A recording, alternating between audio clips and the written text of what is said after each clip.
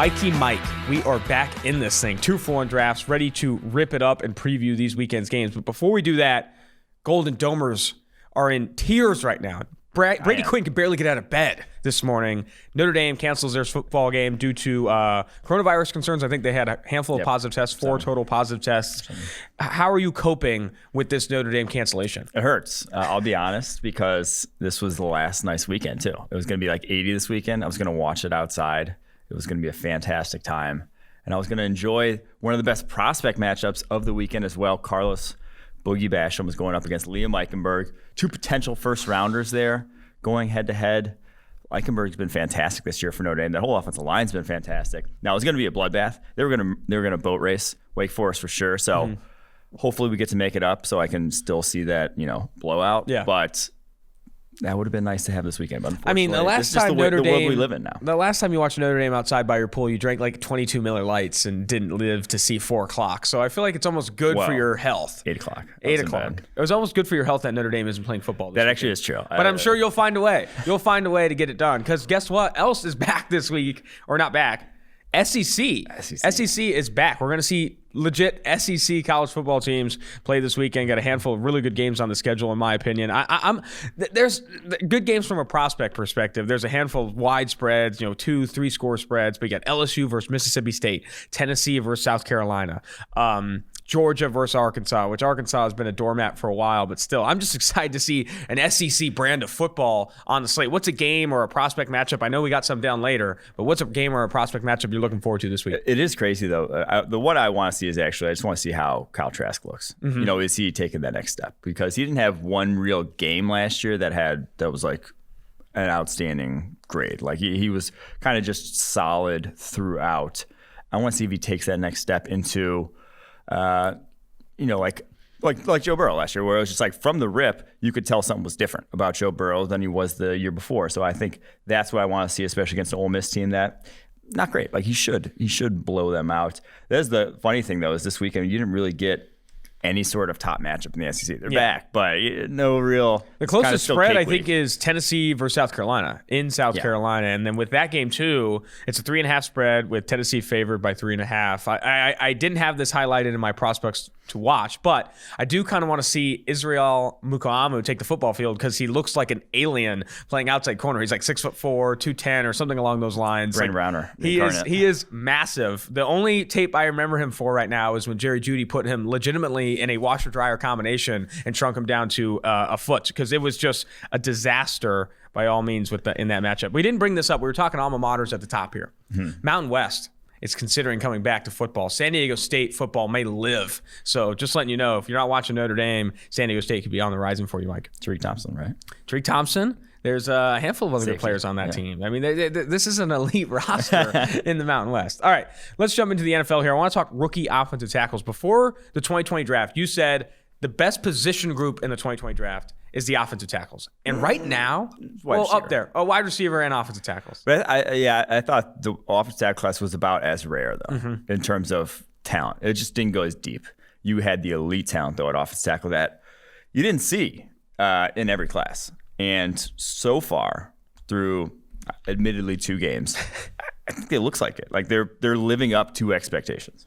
I mean, right now, you look at the grades, there's been 15 total offensive linemen, and I think 8 or so offensive tackles, rookie offensive linemen and rookie offensive tackles that have played at least 50 snaps this year. At the top of the list, a guy that we doubted compared to the consensus, I'd say. We were lower on compared to the consensus. Mekhi Becton, the New York Jets left tackle, has played 121 snaps this year and has earned a 79.7 overall grade, 72.6 in pass protection, and an 80.2 in run blocking. He's throwing dudes as a run blocker. This guy is burying kids as a run blocker. I've been really impressed with his play, well willing to eat the fact that, maybe we over exaggerated his lack of true pass protection snaps. Over exaggerated. It just he didn't have them. Yeah, he didn't have them. It was that uncertainty, but now he's showing that, if he would have had him, probably would have looked pretty damn good on him. I mean, he's looking very good to start. And in addition to that, you also have Tristan Wirfs with a 76.4 overall grade so far this year. Jedrick Wills, a 66.4. And you're talking high 70s to like middle to high 60s. That's a very good grade for rookie offensive tackles, especially, and I wanted your opinion on this, especially with an abbreviated offseason and no preseason football. Yeah. Do these tackles have an advantage over previous tackles? Is it because the defense isn't well prepared? I don't know what's going on, because like we said it 1,000 times in the summer that it's going to be hard for rookie offensive linemen to come in and be great. Mekhi Becton's already great. Tristan Wirfs is up there. Jedrick Wills is holding his own. How are these guys doing it? Well, it's a position every year. It has nothing to do with the abbreviated offseason. I would argue that in terms of all positions affected, it's probably the least affected. Yeah, fair. Like abbreviated offseason, O-line, D-line, your role is so simple on any given play that you don't need necessarily. Like that's why Jadeveon Clowney gets signed 5 days before the season and come in. And there's no learning curve there. So I do think it's not as effective as say linebackers, cornerbacks, which we've touched on already.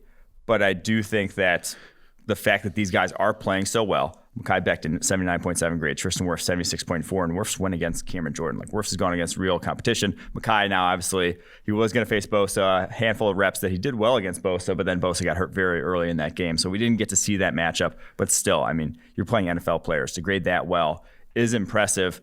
And to put some context to these grades, so 76.4 there, 79.7, there's only been 6 offensive tackles in the last decade to start for a season and earn a grade over 75. Wow. Only 6 in the last decade. Taylor Decker, Jack Conklin, Ryan Ramczyk, Tyron Smith, Justin Pugh, and Matt Khalil. It's a pretty good track record. Khalil obviously fell off a cliff with injuries and whatever the hell was going on there in Minnesota. But guys who grade out well early on in their career, those are elite offensive tackles in the NFL. It's a good sign. It's an offensive lineman version of dominator rating, maybe. Would you want to call it dominator rating? Well, I don't actually. I don't even want to come close to calling it dominator rating. It's just a very good sign when you are that good right out the gate.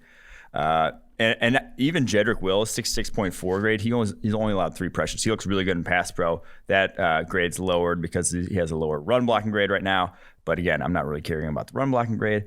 If you can do what he can do in pass protection, he looks good out the gate. The only guy really struggling among the first rounders, Austin Jackson. Well, Isaiah Wilson can't even see the field and may not with whatever. Well, he's struggling in a different sense. Yeah, struggling in a very different sense. Austin Jackson, though, he looked bad this past week against the Buffalo Bills.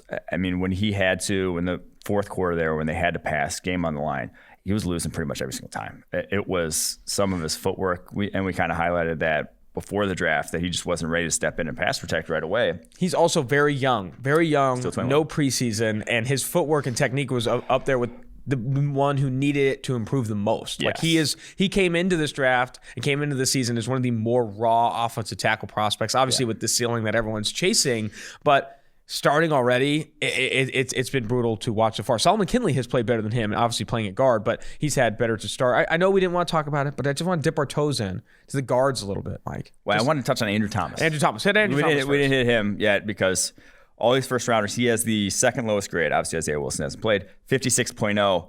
But the caveat being, and I'm obviously making excuses because we have him as our OT1. I'm going to make all the excuses in the world through 2 weeks. He played Robert Quinn, Khalil Mack, and Bud Dupree. Those are the 3 guys who have gotten pressures against him. Yeah. No one else besides Tristan Wirfs have faced that quality of edge rushers. Obviously, Mekhi had a couple reps against Bosa, but that is who he's faced snap after snap after snap, and he's gone. And Khalil Mack has been really good this year. And he's been blowing up this year. Yeah, and he has the most pass blocking snaps of any rookie offensive tackle. Like, he's been thrown to the fire harder than any of those guys. And so 56.0 has been great, but I think he's had a much tougher assignment. And honestly, going back and watching all the pressures, he is a little bit lungy. You see some bad stuff on tape there, but I think there's more good than bad. I would foresee, and I'm going to highlight his matchup this weekend, I foresee him turning things around here soon. 2 guards I want to mention before we jump off of this topic. Damian Lewis and Jonah Jackson. Damian Lewis has a 77.9 grade right now, largely because he's a monster in the run game. His pass protection has been kind of brutal. 36.6 pass blocking grade so far this year. And then Jonah Jackson, I think, has been really, really good. I've been impressed with what Jonah Jackson has done. I went back and watched both games back to back, and guys, we didn't highlight his run blocking enough, I feel like. We talked about him being a phone booth and pass protection, all this stuff, but like, he has been really good at getting in front of guys and keeping them out of the play. Both those guys starting off well. Obviously, Damian Lewis, a long way to go in pass protection. Him moving laterally, you can just tell. If he goes against speed, he can get beat down a little bit. Yeah, he is a horse, though. Like, you're not going. Dude, I think he has the biggest biceps I've ever seen. they were legitimately like they were like thighs. They were bigger than my thighs. Probably. This guy is like the biggest arms I've ever seen. He is 91.1 run blocking grade already, which is kind of absurd. But yeah, Jonah Jackson to me has been the most impressive in terms of what he's done from a pass blocking and run blocking. Fairly just overall good player. And he is only 66.1 grade because, again, he went up against Akeem Hicks week 1, Chicago Bears. Once he went up against a lesser sort of, whatever, Green Bay, whatever the hell they were throwing out there at DT last week, he pretty much dominated. So I do think Jonah Jackson will take the W there. No, not yet. No victory laps. No victory laps. No victory laps just yet. All right, let's jump to our matchups to watch here. Going to start with Mike. You go ahead and take the lead. Who are you looking at in the NFL, a rookie, a matchup you really like this week? So I want to watch Jaylon Johnson, tied with C.J. Henderson for the highest graded rookie corner. And if you go to PFF.com, I just wrote a great piece. I'm saying it's great. It's a great piece about he's been nasty this year. He has been very, very good in a varied role. They're asking him to do a lot of different things in that Chicago Bears defense, whether it's play man coverage, which he has 2 pass breakups playing man coverage, where it's play, cover 3 off zone. He has a pass breakup in that. Whether it's, play the flat and cover 2. He's done a very varied role there at cornerback and has played exceptionally well. But then he's also went up against, mostly Quintez Cephas in that first game against Detroit. This past week against, the Giants, he went, Darius Slayton, whatever, the receiving core is not great. He's going up against the Falcons this week. Julio Jones, Calvin Ridley, no joke. Like they're gonna throw the kitchen sink at you. The toughest duo to face if you're a cornerback in the NFL nowadays, because of how many double moves they run, because of how many deep concepts those guys can just torch you on. So what's wild to me, this one will be fun to watch. What's wild to me is that so many people highlighted Jaylon Johnson as a very scheme-specific corner. Did they? Yeah, I remember reading multiple reports that saying he had to play an off zone, couldn't keep him at the line of scrimmage, all this type of stuff. And I remember writing a piece kind of in contradicting that stuff, saying he is scheme versatile. You see what he can do in off coverage and in man coverage. So he has been really impressive to start. I think for cornerbacks specifically and safeties, defensive backs overall, through the first 2 weeks, you can see highly graded plays, but it's a very volatile position. You got to see this for the full year. But for the start, really couldn't have gone better for Jaylon Johnson. So I'm excited to see him go against Calvin Ridley and Julio Jones, who, by the way, have been toasting everyone they've gone against. Julio Jones should have had more production this past week. Obviously had a big drop when Russell Gage made that dime of a throw. Highest graded passer, I think, in week 2 if you only look at one throw. That was a dime. My matchup. Atlanta just finds those wide receivers that can sling it. I mean, you former quarterbacks or whatever it was. I don't know if Russell Gage was, but he looked like it on that day. My matchup, and it's not necessarily a matchup. It's more, I wanted to see this player more. Laviska Shenault Jr. from week 1 to week 2 is getting more involved in the offense in different ways. He's taking carries out of the backfield, getting involved on jet sweeps, running clear 10-yard out routes at outside receiver, running from the slot. And Gardner Minshew is starting to gain confidence with him. I think, especially with them rocking James Robinson and Chris Thompson in the backfield, you're going to continue to see. He's their best running back. Yeah, you're going to continue to see them get him involved in any way, shape, and form. He ran some Wildcat, I think, in week 1. It's very similar to what we saw before the injuries hit at Colorado. I think it was it's 2018 season. Yeah. They had him as the Wildcat back, slot receiver, outside, taking carries, and that was when he was at his best. If he can stay healthy in this role, man, I think he is a high-volume contributor for the Jacksonville Jaguars, and he's going to continue to get better from a forced missed tackle perspective and just gaining yards after contact and stuff like that. So Laviska Shenault Jr. going against Miami, I just want to see how that role continues to develop and diversify. Yeah, glad you brought him up, because I also wrote a piece on PFF.com about ranking the most impressive starts to this wide receiver class. He was 3rd. Nice. On that list, you had CeeDee Lamb, Jerry Jeudy, and then him in terms of what they've done already. And it's because, one, the Jaguars have been willing to use him creatively, but I also think when you watch just his reps on the outside, him going against, coverage out there, I've been fairly impressed. He's run a handful of nice hitch routes. He had a nice post route that he didn't, or it was like a more kind of like a corner post where he just kind of sold the corner for a second, got open, didn't get targeted on it, but I think you saw the skills there. I just want to see if they give him some chances down the field, because that was, to me, one of his most underrated strengths, was that he was a monster at the catch point. They didn't give him a lot of chances at it because that wasn't what he did. And, everyone criticized route running. He wasn't an exceptional route runner by any means. But if they gave him chances just in, sort of like Sage Surratt at Wake Forest, if you just throw him up the ball one-on-one, he was out physicaling dudes left and right when he got those chances. So I do think it would be nice to see him get more downfield targets this upcoming week. Who's your next rookie matchup to watch? My next rookie matchup is one that is because there are two rookies going up against each other. And it's a great game this weekend. Clyde Edwards-Helaire, rookie running back for the Kansas City Chiefs. Most productive rookie running back so far, going up against those Ravens linebackers, Patrick Queen, Malik Harrison, two rookies. I'm excited just to see those guys. Rookies on rookies. Rookies on rookies. Who doesn't like rooks on rooks? Yeah. I mean, that's always going to be fun. I mean, he definitely, CEH had a much quieter week 2 than he did in week 1. Did not get off to the start that we had on Thursday Night Football to open the season. My second matchup here is Jedrick Wills Jr., a guy that has looked lights out in pass protection to start this year, versus Chase Young.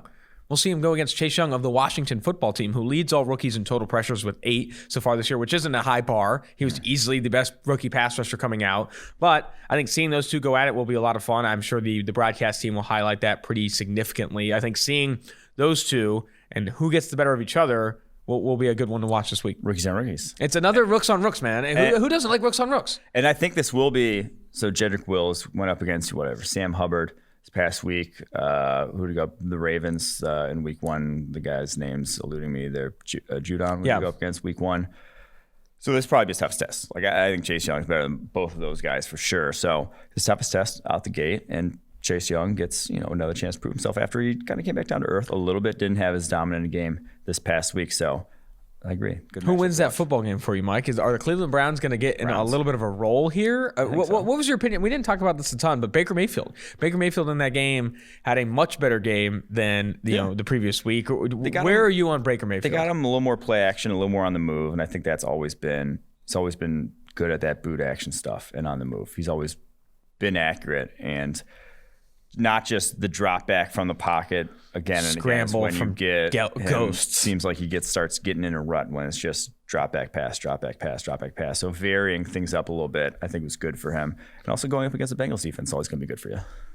That'll be easy for a lot of people. All right. I'm yawning here. Am I boring you here? No, you're not. I'm not boring me. I'm sorry. I'm yawning too much here. Give me your third rookie matchup to watch here. It's a little early. My third rookie matchup, and again, I kind of highlighted it off the rip. Andrew Thomas going up against the 49ers here. Kerry Hyder, most likely. Maybe Eric Armstead flips over to that side, whatever. But an easier matchup. See how he looks against, lesser competition in the NFL here, because, like I said, he's had a tough go of it out the gate. And being able to dominate, weaker competition still has value. Not a lot of some offensive tackles don't. Kerry Hyders of the world still get pressures against bad offensive tackles. So if he's still allowing pressures in this one, then we can hit the panic button if we're the Giants. Okay. If in this game, then we can start talking about if they made the wrong pick. There you go. If he does well though, I think you can be encouraged. So my third, Zan, you don't draft for this year. My third rookie matchup, or I guess rookie to watch here, especially is just if you're the Giants and that's your roster. But okay, continue. Sorry, CeeDee Lamb going against Ugo Amadi of the Seattle Seahawks. CeeDee Lamb has been the Cowboys' number 2 wide receiver. People thought he would be that number 3 for, not saying from a positional alignment standpoint, I'm saying from a targets and reception standpoint. Right after Amari Cooper, CeeDee Lamb's right there. And this past week, he looked really good against Atlanta. I think you're going to continue to see him develop. They're going to continue to scheme him the football. Like, they're going to try and throw him the football. I think CeeDee Lamb takes another step forward. And you had CeeDee Lamb, then Jerry Jeudy, and then Laviska on your piece? Yes. I think it's going to stay that way. I think CeeDee Lamb's going to continue to look really good and develop really into Dak Prescott's number 2 option, because you have the tight end hurt. Blake Jarwin's hurt. Mm-hmm. Michael Gallup maybe not living up to expectation outside. CeeDee Lamb there for number 2. And I think Ugo Amadi is in for a bad day, man. That guy just gets cooked by whoever it is. Even the playoff game against Devontae Adams, that was a rough one to see. I think he's in for a tough matchup against CeeDee. Yeah, Ugo Amadi's career stats, he's been targeted 22 times. He's allowed 19 catches for 164 yards. Oh, man. It's 8.6, or a little over 8 per target. Not a single pass breakup in his entire career. It's just not been good for him. It's been a tough start. And I think CeeDee Lamb's going to add insult to injury there for sure. And CeeDee Lamb has played exclusively from the slot for Dallas. They like what they got in Gallup and Cooper on the outside. I honestly think skill set wise that makes the most sense. Like, I wouldn't. I think they all. I think Cooper.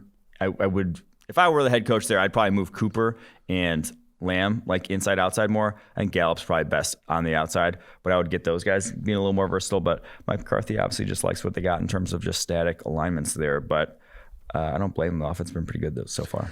Yep. All right, Green Line picks, baby, courtesy of PFF Green Line, which you can get with your PFF Elite subscription. Their betting dash for the NFL and NCAA offers projections on against the spread, money line, and totals every single week for every single game at the NFL and collegiate level. Mike, go ahead and kick us off. What is your NFL Green Line pick this week? My pick is what I would call somewhat an overreaction line early. I've been trying to attack those, and I think it's the Chargers. I'm picking the Panthers, who are getting 6.5 against the Chargers, going out to LA, and I've kind of just I feel like home field advantage is just off the table at this point. I still think travel matters. Travel matters when you're flying that much and going across. I think travel matters. But go ahead. Okay, 1 point, whatever. 6.5 is crazy to me because the Chargers are averaging 18 points a game.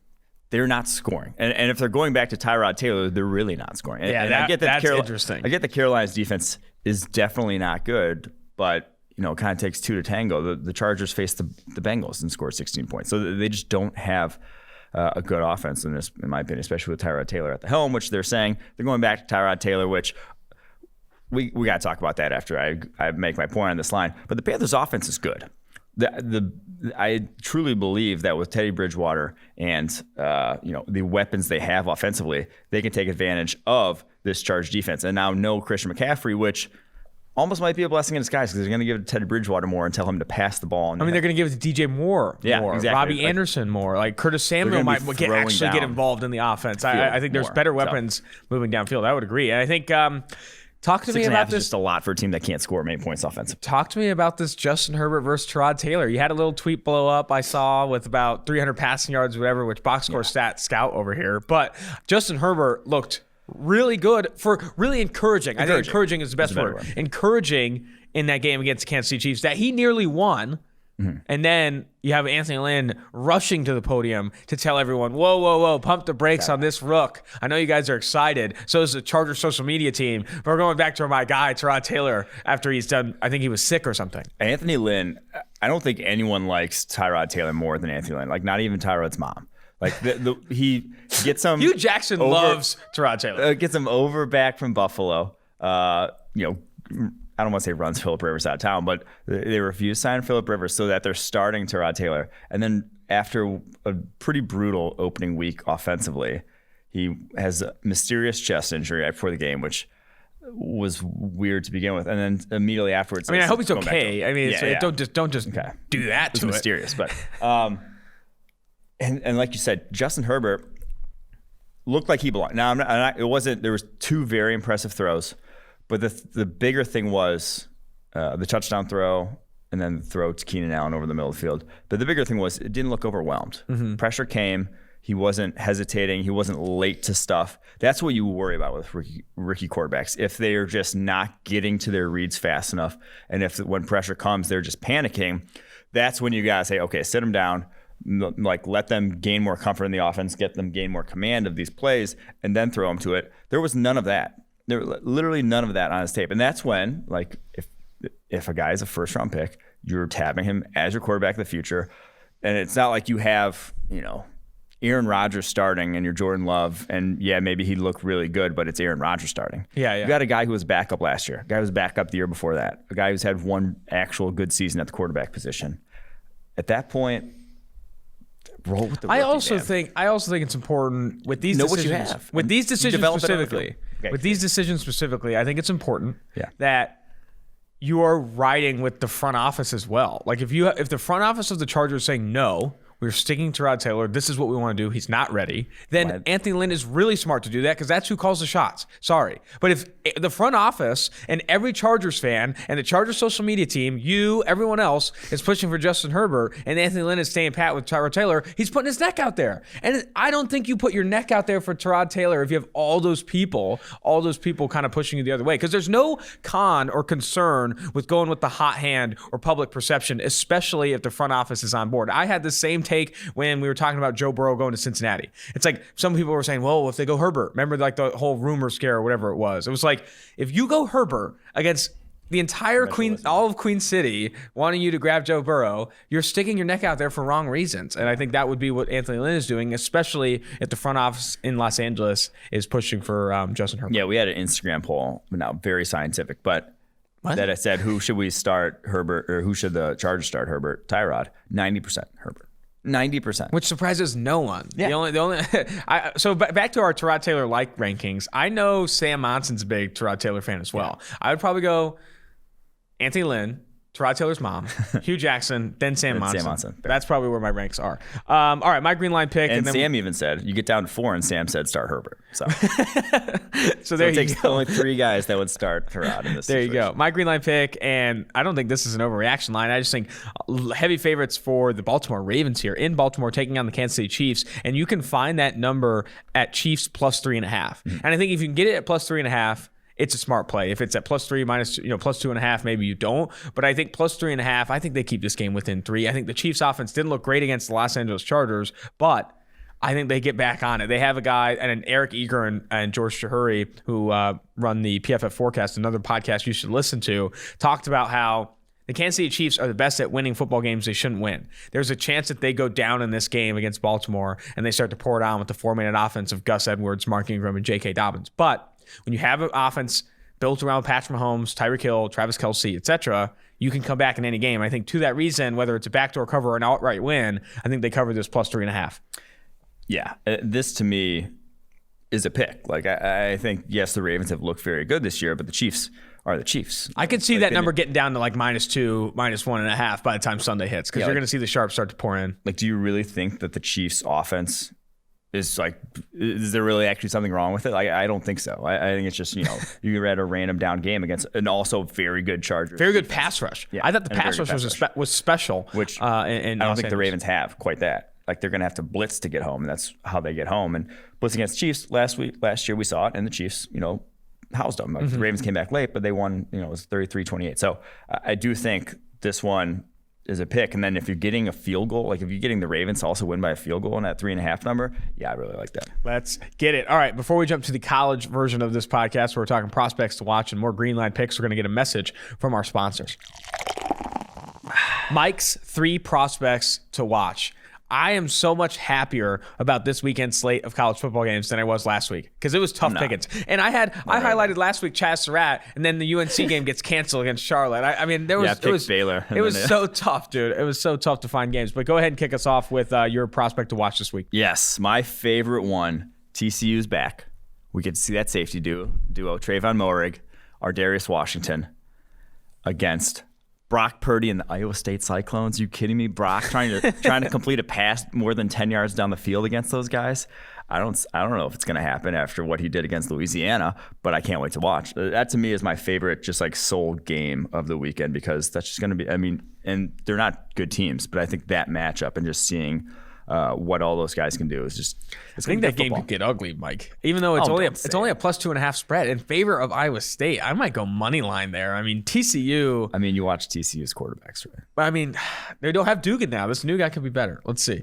My prospect to watch here is actually 2. I got a little bonus for you, but it's Alabama taking on Missouri, and specifically Jaylen Waddle and Christian Barmore. I want to watch both these guys play football. I just want to watch Alabama play football, and I think. You got Mac Jones as a starter. Jaylen Waddle is in an opportunity to see a high volume of targets this year in the limited games they do get. And Christian Barmore has been highlighted by everyone and Tyrod Taylor's mom as a prospect to blow up this week. Not this week, this year. And he's going to, and that starts against Missouri. So both those guys, I think, are going to be increased roles, blowing up en route to probably first-round status in 2020. Yeah, I do want to see Waddle's usage. My second one was in the exact same game, but I'm going to highlight a little guy from Missouri as well. It's Nick Bolton. Missouri linebacker, dude can ball, going up against Najee Harris. Dude, he plays. That is a strength on strength. I want to see fullback lead. Other linebacker takes out the fullback, and you just got a tight hole with Najee Harris and Nick Bolton going head to head.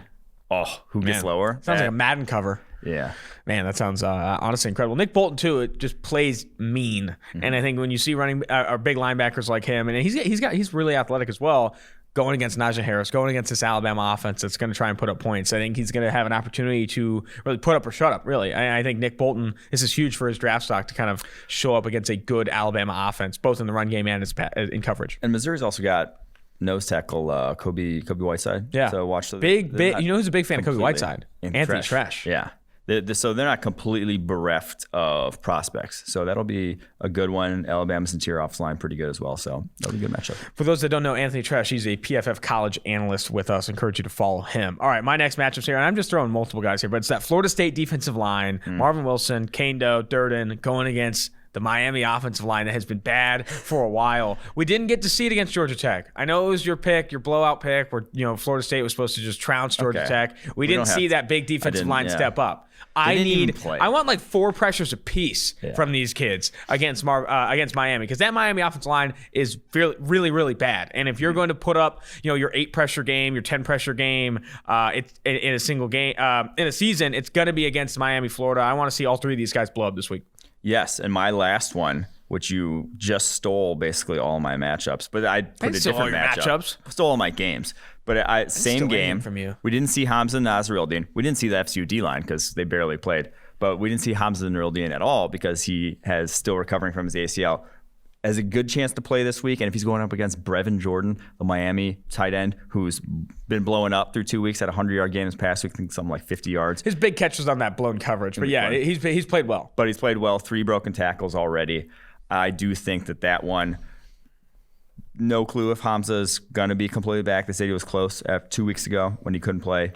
Hopefully he plays in this one, and that will be... Those two will go head-to-head, get a nice little feel for both their draft stocks. I think with Brevin Jordan, what I've been impressed with is his usage. They love throwing him behind the line of scrimmage. They love throwing him near the line of scrimmage. Like, they know he's got yak ability for days. And he had that hurdle that I thought was pretty hot against Louisville. Almost scored on that one. He barely stepped out of bounds. I think you just give him a touchdown there. Yeah, he's got a wild build. I bet him and Najee Harris are very similarly sized. Wow. Are you ready to fall in love with the Miami, Florida tight end again? Because I feel like if Najee Harris should switch to tight end. Stop. Now that I'm in this mood. You're not in a mood. I mean, Miami, Florida, though, has pushed out some guys that people really like as draft prospects that have not panned out in the NFL outside of obviously Greg Olsen. Greg Olsen played really well. Jimmy Graham, but Clive Walford was a bust. Njoku is still kind of trying to be this big name, but not necessarily there. I'm interested to see where Brevin Jordan falls in that long line of Miami tight ends. All right, I have 2. I have a bonus matchup. Is that okay? Yeah. All right. Jabril Cox, the LSU linebacker going against Mississippi State, because this will be the first opportunity to see him against FBS competition. I think that'll be big. And he earned 80-plus grades in back-to-back seasons with what? North Dakota State or South? North Dakota State. And I thought when you put on tape, probably the most athletic player on the field. I mean, he has actual good movement skills to the linebacker He reminds position. me of Darius Leonard, where he's just not big, but he's so long and he's athletic that you'd still fine with him playing linebacker at that size. So I'm trying to see, is the SEC too big for Jabril Cox? And my bonus matchup is another tight end in Florida, Kyle Pitts. Cox too big for the SEC. Cox too big for the SEC. Kyle Pitts, the Florida tight end, I think is better than Brevin Jordan. Kyle Pitts is better than Brevin Jordan, but going against Ole Miss. And I think Kyle Pitts' usage... Not a hot take. Is very interesting as well, because they don't get him involved by the line of scrimmage. What they do is they push him downfield and use him like a wide receiver. He is a big-bodied wide receiver. He's got really good movement skills, and he's just a monster. I think Kyle Pitts could potentially be tight end 1 in this class. I know people love Freiermuth. I know people love some other tight ends here, but Kyle Pitts is I think rare in that what he gives your offense is probably better than something you get from other tight ends. But however, it also depends on what you want from your tight end. Do you want an Evan Ingram receiving type, or do you want a blocker? But Kyle Pitts, man, is damn good, so I'm excited to see him go against Ole Miss. Kyle Pitts still listed at 240 though, unfortunately. Really? Yes. Man, that's kind of brutal, Mike. I don't like to see that. I don't love to see that. All right, Lynn, we're going to finish the podcast here with our Green Line picks for the college level, powered by PFF Green Line, which you can get if you're an elite subscriber. Mike, where are you heading? I'm going back to the well. Back to the well. Back to Old Takes Exposed. Florida State. You need to tweet about it. You need to tweet about it. I'm not going to tweet about it. You have to tweet about it. You're a little ass fragile person if you don't tweet about FSU. But if they actually play, I can't even listen to you right now. Their D-line. Maybe I tweet about it. If they maybe at 11 a.m. after 2 Miller Lights, we tweet about it. 11 plus 11.5. Yes, it's an away game, but again, home field. Not too worried. Still in the state of Florida. I do think they don't even have to fly. They just take a bus. I do think that D-line has a big upper hand again if they fucking play them. If they play Durden, Wilson, Kando more than 20 snaps that they played last time. Now Wilson played 40. And if Hamza and Nasir-Eldin plays, I think they match up well enough to slow down It's Miami offense. Now, can they score points? I don't know, but 11.5's a lot. Yep. All right. My pick, and Greenline, I think, has a 1.4% edge or 1.4% value in this game on this total here, under 56 in the Alabama at Missouri game. We just got done talking about how much talent there is on both sides of the ball, but a lot of it's on defense. Nick Bolton's one of the highest grade linebackers from a year ago. You also have Christian Barmore, Dylan Moses, Patrick Surtain. If this game goes over 56, it's Alabama in a fireworks show, but I don't think we see that. It's the first game for the SEC. There's going to be some rust getting knocked off for sure. I think it could fall under this 56 number just because of the defensive stardom and also a little rust getting knocked off for both offenses. You would be a guy that bets unders. I'm just saying. That makes a lot of sense. I bet with Greenline, Mike. I bet with the math in Greenline. I know how much work goes into putting that on the site. I'm not going to go in there and just like, well, I had like 6 Miller Lights. You're that guy. Like I really like Florida State against Georgia Tech. That's you, Mike. Bama's in the red zone. It's like third down. You're like, your fourth down. You're like, kick it. No, don't go. You know who loves to bet unders is Eric Eager. Yeah. Watch a football game with Eric Eager where he's got like the under on the total, the under on the second half, the under on like 3 dudes props, like under 2.5 receptions for who was it? I was watching a game with this past weekend. He's just rooting against everybody. It was Demarcus Robinson or some like 3rd or 4th receiver for a team. He had under 2.5 receptions. He's like, no, come on. It's so funny, man. Eric Eager, a great guy to watch games with. But that's going to do it for this podcast. Remember, if you want Mike Renner to eat when he gets home, if you want him to put food on the table, you got to subscribe, rate, and review the podcast. Leave a comment. Talk about his new haircut. Don't talk about his haircut. Half the YouTube comments are about his haircut, but rate and review the podcast. Please do that to keep food on the table for the PFF guys. Also, make sure you subscribe to PFF, Edge, or Elite, or our new college football subscriptions. This is going to do it. Until next week, reviewing rookies and prospects, as always, Austin Gayle, Mike Renner, 2-for-1 Drafts. You want to get rid of me and get back to more great PFF YouTube content? All you have to do is push that button right there and subscribe. Thanks for watching.